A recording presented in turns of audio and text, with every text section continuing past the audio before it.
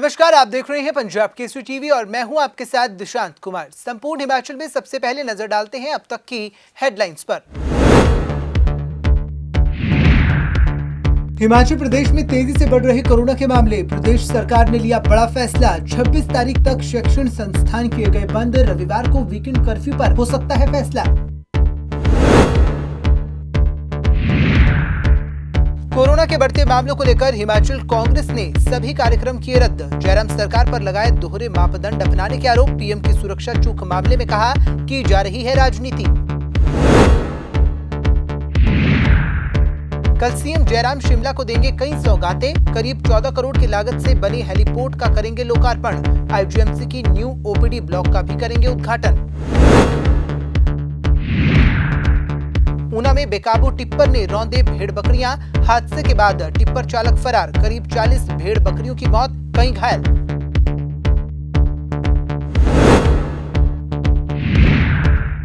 शीतलहर की चपेट में प्रदेश। शिमला शहर में हुई नए साल की पहली बर्फबारी। भारी बर्फबारी के कारण अटल टनल हुई बंद। फंसे पर्यटक, प्रशासन ने किया रेस्क्यू, सुरक्षित पहुंचाया मनाली।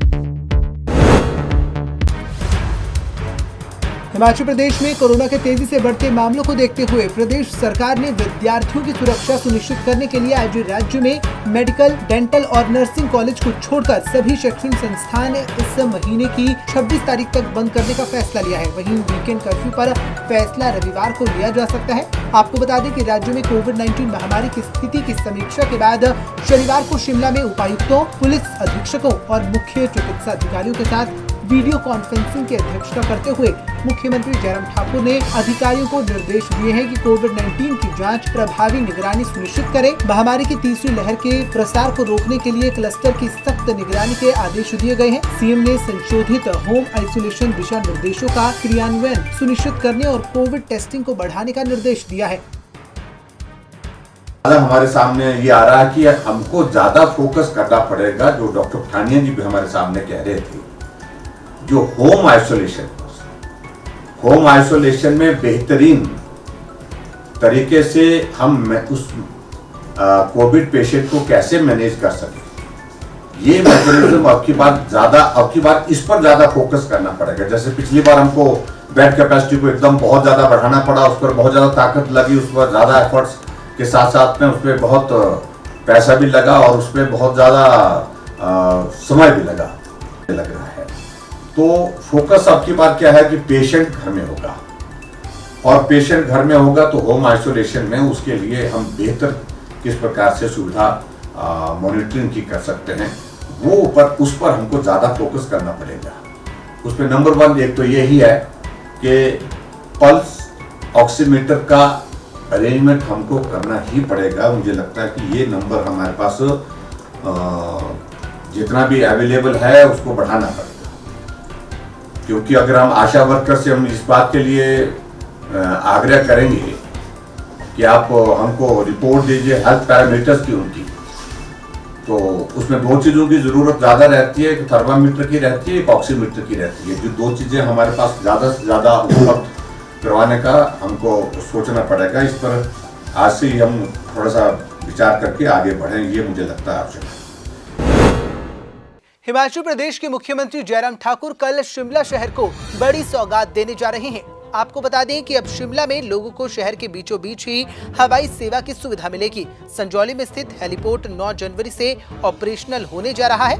मुख्यमंत्री जयराम ठाकुर रविवार को इस हेलीपोर्ट का उद्घाटन करने जा रहे हैं। इस हेलीपोर्ट से जहां हेली टैक्सी सुविधा मिलेगी, वहीं इसके अलावा मुख्यमंत्री जयराम ठाकुर के सरकारी हेलीपोर्ट की भी संजौली में ही लैंडिंग होगी। करीब 14 करोड़ की लागत से संजौली ढली बाईपास पर हेलीपोर्ट का निर्माण किया गया है। आपातकाल सेवा सहित सैलानियों की सहूलियत के लिए शिमला शहर के बीचों बीच हेलीपोर्ट बनाने का प्रदेश सरकार ने फैसला लिया है। हेली टैक्सी से चंडीगढ़, कुल्लू, धर्मशाला जाने के लिए लोगों को राजधानी से करीब 25 किलोमीटर दूर जुब्बल हट्टी एयरपोर्ट पर नहीं जाना पड़ेगा। इसके अलावा मुख्यमंत्री जयराम ठाकुर रविवार को ही प्रदेश के सबसे बड़े अस्पताल आईजीएमसी में न्यू ओपीडी ब्लॉक का भी उद्घाटन करेंगे। हिमाचल प्रदेश में लगातार बढ़ते कोरोना के मामलों के बीच हिमाचल प्रदेश कांग्रेस ने अपने सभी प्रस्तावित कार्यक्रमों को रद्द कर दिया है। वहीं आपको बता दें कि कांग्रेस प्रदेश अध्यक्ष कुलदीप राठौर ने भी सरकार पर दोहरे मापदंड अपनाने के आरोप लगाए हैं। कांग्रेस प्रदेश अध्यक्ष कुलदीप राठौर ने कहा कि सरकार की गलत नीतियों के चलते सरकार के खिलाफ प्रदर्शन करने पर उनके और उनके साथियों पर केस दर्ज हुए हैं। वहीं राठौर ने पीएम की सुरक्षा में चूक मामले में राजनीति किए जाने के आरोप भी लगाए। 5 तारीख को जो कैबिनेट की मीटिंग हुई उसमें फैसला लिया गया कि हम कड़े कदम उठाएंगे, नो मास्क नो सर्विस। और उसके दूसरे दिन भारतीय जनता पार्टी के कार्यकर्ता रिज पे प्रोटेस्ट करते हैं और पिछले कल मुख्यमंत्री बिलासपुर में एक बड़ी जनसभा को संबोधित करते हैं। तो हमारे कहने का मतलब ये है कि ये दोहरे मापदंड है, एक भारतीय जनता पार्टी के लिए सरकार में बैठे लोगों के लिए, दूसरा विपक्ष के लिए। क्योंकि जब भी हमने कोई मामला उठाया है या प्रोटेस्ट किया है सरकार की गलत नीतियों को लेकर, तो हमारे ऊपर केसेस बने, दर्जनों केसेस बने हैं, मुझ पे भी बने, मेरे साथियों पे भी बने। तो ये सरकार का दोहरा मापदंड है।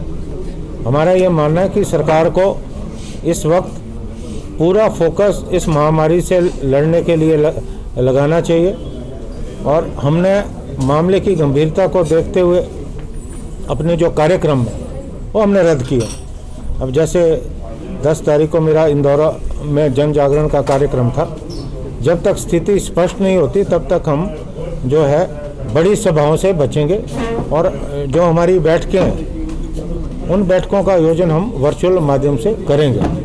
तो हमने जो ये पहल की है वो जनता के हित में की है और हम ये चाहते हैं कि हम सरकार को भी ये संदेश देना चाहते हैं कि सरकार भी इस विपक्ष का जो बर्ताव है, जो व्यवहार है, इसकी प्रशंसा भी करे और अपने ऊपर भी लागू करे। कि मुझे ये लगता है कि इस मामले में पूरी राजनीति हो रही है क्योंकि पंजाब सरकार को जिम्मेवार ठहराया जा रहा है। और हालांकि वास्तविकता ये है कि प्रधानमंत्री की जो सुरक्षा है वो एसपीजी के हाथ में होती है और जो स्टेट की सुरक्षा एजेंसी हैं वो जो है एसपीजी के दिशा निर्देश के अनुसार काम करती है। तो अगर कहीं सुरक्षा में चूक हुई है तो उसका पूरी गलती जो है केंद्रीय एजेंसी को, पंजाब सरकार को दोष नहीं दिया जाना चाहिए।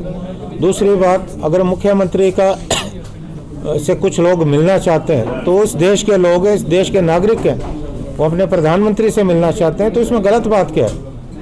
प्रधानमंत्री जी उनके प्रतिनिधि को बुलाकर बात कर सकते थे और ये कोई पहली बार नहीं हुआ। इससे पूर्व भी जो देश के प्रधानमंत्री रहे हैं, कई जगह पे लोगों ने उनके काफिलों को रोका है और अपनी बात उन तक पहुंचाने का प्रयास किया। तो इस पूरे मामले को हम एक राजनीतिक दृष्टिकोण की दृष्टि से देख रहे हैं। हिमाचल प्रदेश के जिला ऊना में एक बेकाबू टिप्पर ने कई बेजुबान जानवरों की जान ले ली। आपको बता दें कि हिमाचल प्रदेश के ऊना में एक टिप्पर के रौंदे जाने से 40 भेड़ बकरियों की दर्दनाक मौत हो गई। हादसा ऊना की बंगाणा तहसील का है, जहां शनिवार सुबह एक टिप्पर चालक ने गडरियों के भेड़ बकरियों के झुंड पर टिप्पर चढ़ा दिया और उन्हें रौंदता हुआ निकल गया। हादसे में करीब 40 भेड़ बकरियां घायल हुई हैं। घायल पशुओं का पशुपालन विभाग द्वारा इलाज किया जा रहा है। हादसे के बाद टिप्पर चालक मौके से फरार बताया जा रहा है। बहरहाल पुलिस ने मामला दर्ज कर मामले में जांच कार्रवाई शुरू कर दी है। पुलिस द्वारा जांच के तहत हादसे के आसपास के सीसीटीवी खंगाले जा रहे हैं। सुबह 4:30 बजे की पूरी जब हम कैलमी से आ रहे थे, रास्ते में डोगी में आकर के पीछे से एक टिप्पर आया और टिप्पर वाले ने सीधा ही मेरी बकरी की झुंड में जो है वहाँ से उसको जितनी बकरी आगे आती थी उनको कुछ उठा गया। और जब हम उसका नंबर देखने के लिए आगे गए तो उसने गाड़ी मेरे ऊपर कोशिश चढ़ाने की थी और मैं एकदम पीछे को चढ़ गया और बाद में उसका नंबर का हमें कोई पता नहीं लगा और जो है मेरे 60-65 भेड़ें जो है वो ख़त्म करके निकल गया। कितनी भेड़ें मर गई? भेड़ें 40-45 नाक है। पहचान है आपको गाड़ी की? नहीं, गाड़ी की कोई पहचान नहीं है। 40-50 के करीब जो भेड़ बकरी थी उसको एक ट्रक चालक कुचल के भाग गया और कम से कम भी कोई 40-50 भेड़ बकरी तो मर चुकी है और 20-25 बहुत ही दयनीय स्थिति में है और जिनका उपचार विभाग की टीम को लेकर मैं तुरंत मौके पर पहुंचा हूं और उनका मौके पे ही ऑपरेट किया जा रहा है। 2-3 जो बहुत ही गंभीर हालत में हैं इस टाइम, उनके लिए हम स्पेशल सर्जन की टीम हमारी अभी आ रही है, उनका भी मौके पे यहाँ पे ऑपरेशन कर दिया जाएगा और उनको भी उपचार लिया जाएगा। विभाग बिल्कुल पे पूरी कार्रवाई कर रहा है और हमें पूर्ण आशा है कि जो जितने भी घायल हैं उनको हम तुरंत ट्रीटमेंट करके इसका जो गरीब आदमी है, जो शेपर्ड है, इसका तो इनको कितना मुआवजा दिया जाएगा सर, कैसा रहेगा क्या? मुआवजे का तो जो आंकलन रिपोर्ट हम आज ही सबमिट कर देंगे, फिर ये रेवेन्यू डिपार्टमेंट ने करना होता है। लगभग एक भेड़ बकरी का 4-5 हज़ार रुपये तो एक का मिल जाता है। तो विभाग की तरफ से हम पूरा सहयोग करेंगे भेड़ पालक का। हिमाचल प्रदेश हाईकोर्ट ने जेबीटी पदों के लिए बड़ा फैसला लिया है। आपको बता दें कि हिमाचल प्रदेश हाईकोर्ट ने जेबीटी के पदों के लिए बीएड डिग्री धारकों को शामिल करने के फैसले पर फिलहाल रोक लगा दी है। न्यायाधीश त्रिलोक सिंह चौहान और न्यायाधीश सत्येन वैद्य की खंडपीठ ने प्रदेश सरकार की ओर से दायर पुनर्विचार याचिका की प्रारंभिक सुनवाई के बाद पुराने फैसले पर अमल करने पर रोक लगाने के आदेश पारित किए हैं। वहीं जेबीटी डीएलएफ संघ ने हाईकोर्ट के इस आदेश का स्वागत किया है। पिछले 24 नवंबर को जो एक जजमेंट ऑर्डर पास हुआ था जिसमें बीएड वालों को जेबीटी में एलिजिबल किया गया था, अभी पिछले कल जो कि हिमाचल सरकार द्वारा एक रिव्यू पिटीशन यहाँ पे फाइल की गई थी, साथ में जेबीटी एसोसिएशन द्वारा भी की गई थी, जिसमें जो है इस ऑर्डर पे इसको रिव्यू पिटीशन को एक्सेप्ट भी किया गया। साथ में जो ऑर्डर 26 नवंबर को निकला था उसमें स्टे भी हुआ है। जबकि माना ऐसा जा रहा है कि हिमाचल के इतिहास में ऐसा पहली बार हुआ कि जब रिव्यू पिटीशन फाइल की गई हो और उसको एक्सेप्ट भी सेम जजेस और सेम बेंच के द्वारा किया गया और उसी ऑर्डर को जो है सेम जजेस के द्वारा उस पर स्टे भी लगा हो। तो ऐसा काफ़ी बार देखा नहीं गया है, जबकि हमने काफ़ी से भी इस चीज़ के बारे में पता किया था रिव्यू पिटीशन के बारे में। लेकिन एक हिमाचल सरकार ने, जयराम सरकार ने इस चीज़ के लिए काफ़ी एक ठोस कदम उठाया, जिस चीज़ के लिए हम उनका आभार प्रकट करते हैं यहाँ पे। और साथ में अशोक शर्मा जो कि एडवोकेट जनरल, जिन लोगों ने जेबीटी के हकों के लिए हमारा साथ दिया वहाँ पे। और जेबीटी भाइयों भी जो कि डीएलएड प्रशिक्षु थे, लगातार 9-10 दिनों से सड़कों पे क्लासेस का वॉकआउट कर रहे थे, उन लोगों का भी एक मेहनत का ये फल है आज, जो कि हमें कल देखने को मिला है, जिसमें जो इस पिछले जो ऑर्डर में स्टे मिला है। तो हम चाहते हैं इन फ्यूचर भी हिमाचल सरकार जो भर्तियां फंसी हुई हैं पिछले 3 सालों से, और लगभग 3000 के तकरीबन जो पोस्टें खाली पड़ी हुई हैं जेबीटी स्कूल्स में, जल्दी उन भर्तियों को चालू करें, ताकि हमें भी जो हम काफ़ी टाइम से सफ़र कर रहे हैं उस चीज़ के हमें सफ़र ना करना पड़े। और जो भी और इसके अलावा भी एलिमेंट्री एजुकेशन डायरेक्टर और साथ में सेक्रेटरी एजुकेशन शिमला, जिन लोगों ने हमारा साथ दिया, जब भी हम लोग उन लोगों के पास मिलने जाते थे, उन लोगों ने हमेशा हमें पॉजिटिव किया है कि जेबीटी के साथ हमेशा से पहले खड़े हुए थे, वो इन फ्यूचर भी वो जेबीटी के साथ ही खड़े रहेंगे। तो उन सबका आभार प्रकट करते हैं। हमीरपुर में नगर परिषद की मासिक बैठक का आयोजन किया गया, जहां पर कई अहम मुद्दों को लेकर विचार विमर्श किया गया। आपको बता दें कि इस बैठक में स्ट्रीट लाइटों का मुद्दा खूब गूंजा। बैठक में मुद्दा विधायक नरेंद्र ठाकुर ने इस मामले में कंपनी के अधिकारियों को खूब हड़काया और साथ ही बैठक के दौरान सशर्त स्ट्रीट लाइट की व्यवस्था देख रही कंपनी की बकाया राशि का 50% भुगतान करने का भी निर्णय लिया गया। 28 लाख में से 15 लाख रुपए की राशि का भुगतान किया जाएगा। आपको बता दें कि कंपनी के सामने ये शर्त रखी गई है कि 10 से 15 दिन के भीतर हर वार्ड की स्ट्रीट लाइट को दुरुस्त किया जाए और वहीं 220 नई लाइट के ऑर्डर्स भी जल्द पूरे करने के आदेश दिए गए हैं। नगर परिषद हमीरपुर के पदाधिकारियों का दावा है कि बकायदा कंपनी से लिखित में लिया गया है कि जल्द से जल्द खराब स्ट्रीट लाइट को दुरुस्त किया जाएगा। जो हमारी जो नगर परिषद की जो बैठक हुई उसमें जो स्ट्रीट लाइट का जो मुद्दा उठा, उसमें हमने और हमारे जो उपाध्यक्ष है, हमने पहले ही डिसाइड कर रखा था कि जो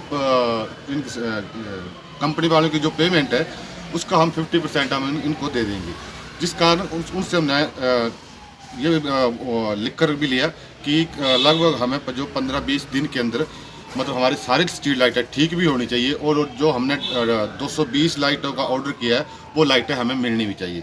वो इस बात के लिए एग्री हो गए, हम इनका कल पेमेंट कर देंगे, कल या परसों तक पेमेंट कर देंगे। कितने? 28 लाख तक बैलेंस पेमेंट है और उसमें हमने 15 लाख इनकी हमने पेमेंट करने का विचार रखा हुआ है। बीपीएल परिवार का हम एक सर्वे करवा रहे हैं, जो हमें मतलब कंप्लेंट आ रही है कि कई जगह मतलब बीपीएल परिवार में पड़े हैं और 3-3, 4-4 मंजिल बनी है, तो उसका हम एक सर्वे करवाएंगे और जो भी केस हमें ऐसा पाया जाता है उसका हम नाम काट कर कोई जरूरतमंद केस होगा उसका नाम डाला जाएगा।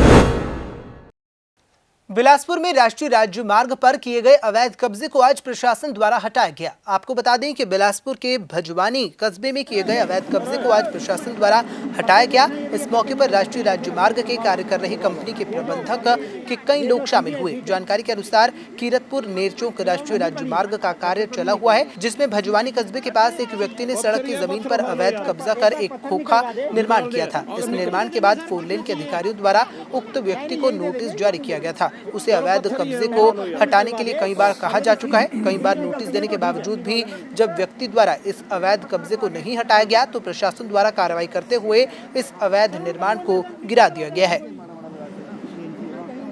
उच्च अधिकारियों के आदेश के ऊपर, उनके दिशा निर्देश के ऊपर हम यहाँ पे भुजवानी में 4 लेन के अंतर्गत जो अतिक्रमण हो रखा था, खोखा किसी ने डाल के रखा था यहाँ पे, तो इस अतिक्रमण को आज हटाया गया।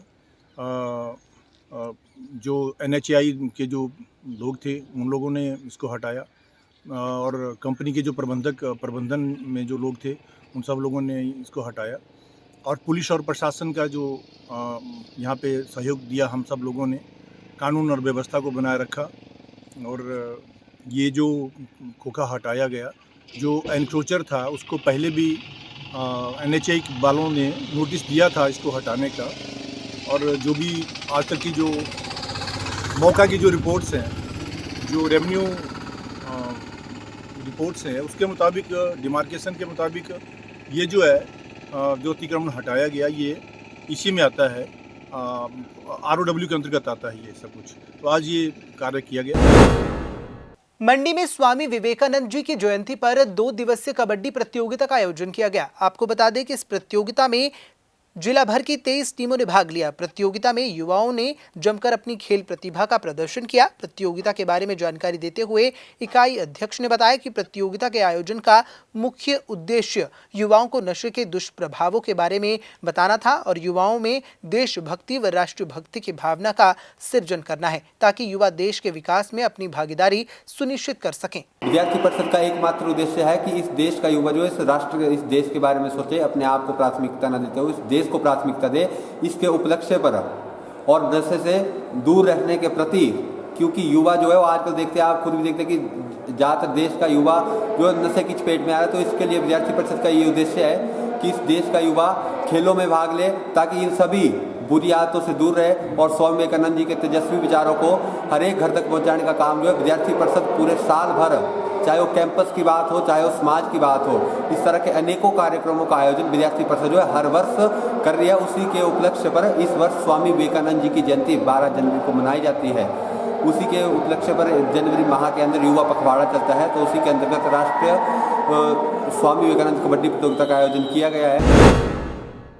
हिमाचल प्रदेश के ऊपरी राज्यों में लगातार हो रही बर्फबारी के बाद अटल टनल भी बंद हो गई है, जिसके बाद पर्यटकों को भी भारी दिक्कतें आ रही हैं। आपको बता दें कि भारी बर्फबारी के बाद अटल टनल बंद होने के बाद वहां पर पर्यटक फंस गए थे, जहां पर प्रशासन द्वारा उन्हें रेस्क्यू कर लिया गया है और सुरक्षित मनाली पहुंचा दिया गया है। वहीं भारी बर्फबारी के कारण लाहौल स्पीति जिले की 162 सड़क यातायात की आवाजाही के लिए पूरी तरह से बंद हो गई है। वहीं इसी बीच लाहौल स्पीति प्रशासन, जिला आपदा प्रबंधन प्राधिकरण व लाहौल स्पीति पुलिस व अटल टनल के नॉर्थ पोर्टल व साउथ पोर्टल के सुरक्षा कर्मियों व स्थानीय 4 व्हील वाहन चालकों के संयुक्त प्रयास द्वारा लाहौल घाटी के विभिन्न स्थानों से, जिनमें केलांग, गोंधला, खंगसर, सिस्सू आदि स्थानों के होटल और गेस्ट हाउस, होम स्टे आदि में 3 दिन से भारी बर्फबारी के कारण फंसे हुए बाहरी राज्यों से आए पर्यटकों सहित अन्य स्थानीय लोगों को रेस्क्यू किया गया है, जिनकी संख्या लगभग 100 बताई जा रही है। मनाली प्रशासन द्वारा भेजे गए वाहनों में सुरक्षित लोगों को बाहर निकाला गया है। लाहौल प्रशासन द्वारा 6 4x4 वाहनों द्वारा इन पर्यटकों व लोगों को लाहौल घाटी से साउथ पोर्टल तक पहुंचाया गया। सुबह 4 बजे के बाद साउथ पोर्टल में भारी बर्फबारी आरंभ हो गई थी, जिसके बाद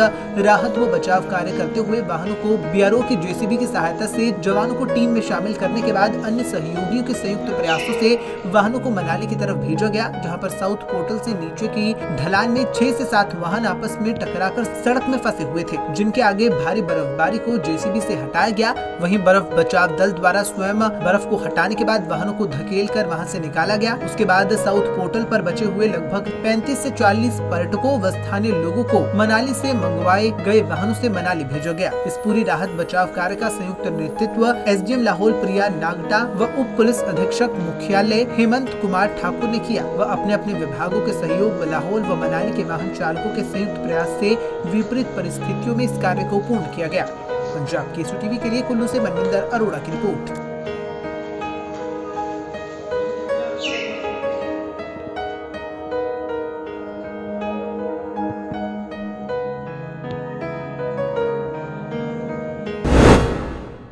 पूरा प्रदेश शीतलहर की चपेट में है। वहीं हिमाचल प्रदेश की राजधानी शिमला में साल की पहली बर्फबारी होने से लोगों में खुशी की लहर देखने को मिल रही है, तो वहीं ऊपरी इलाकों में भारी बर्फबारी के चलते लोगों को परेशानियां झेलनी पड़ रही हैं। देखिए ये खास रिपोर्ट।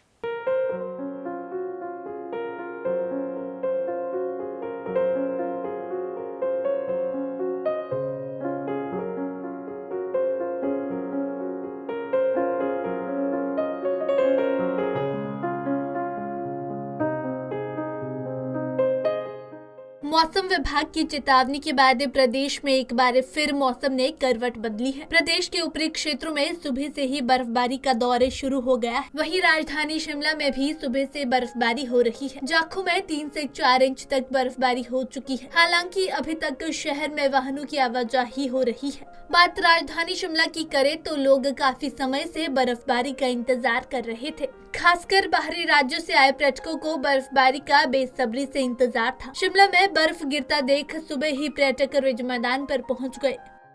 का वेट था हम लोग को, था कि हम लोग शायद अनलकी होंगे, लेकिन आज ही जाना था हमें और बर्फ पड़ गई, आज स्नोफॉल हो गई। बिल्कुल ये वाला डर तो था, इसीलिए हम लोग थोड़ा अर्ली किए कि स्नोफॉल क्या पता पड़ जाए फर्स्ट वीक में, और पड़ ही गई है। कोरोना का बिल्कुल डर है और हमें ये था कि ओमिक्रॉन की वजह से लॉकडाउन वगैरह फिर से लग सकता है, इसलिए हम लोग थोड़ा अर्ली आए। सबको भी इस बात का ध्यान रखना चाहिए कि कोरोना है तो मास्क और सेफ्टी वगैरह जो भी चीज़ें हैं उसका सही से फॉलो करना चाहिए, ताकि यहाँ पे भी कोई डिस्टर्बेंस ना हो और लंबे समय के लिए हिमाचल खुला रहे, लोग आ सकें और आनंद उठा सकें इसका। सर बर्फबारी फर्स्ट टाइम देखी है? फर्स्ट टाइम ये पहला एक्सपीरियंस है और बहुत ही अच्छा लग रहा है और बहुत ज़्यादा खुशी हो रही है ये सब देख के, नया लग रहा है एकदम। और सर ठंड का अनुभव कैसा है? अरे पूछे नहीं, ठंड तो है ये ठंड, लेकिन जो एक एडवांटेज और जो चीज़ें यहाँ मिल रही हैं उससे ठंड से कोई इतना इफेक्ट नहीं कर रहा बॉडी को। एक बार देखने में लाइव नहीं देखी कभी, लाइव आज पहली बार देखी। सर कैसा एक्सपीरियंस रहा? बहुत अच्छा एक्सपीरियंस लग रहा है, मतलब बहुत अमेजिंग लग रहा है। दरअसल मौसम विभाग ने 2 दिन के लिए भारी बर्फबारी को लेकर येलो अलर्ट जारी किया था। आज सुबह करीब 5 बजे से शिमला शहर में बर्फबारी का दौर शुरू हो गया है और कुफरी सहित ऊपरी हिस्सों में बर्फबारी हो रही है। मौसम विभाग ने शनिवार और रविवार को प्रदेश भर में खराब मौसम रहने की संभावना जताई है। ऐसे में 2 दिन भारी बर्फबारी हो सकती है। विभाग की ओर से लाहौल स्पीति, शिमला, चंबा, किन्नौर और कुल्लू में भारी बर्फबारी को लेकर येलो अलर्ट जारी किया गया है। वहीं प्रदेश में 291 सड़कें भी बंद हो गई है। पंजाब केसरी टीवी के लिए शिमला से अली की रिपोर्ट।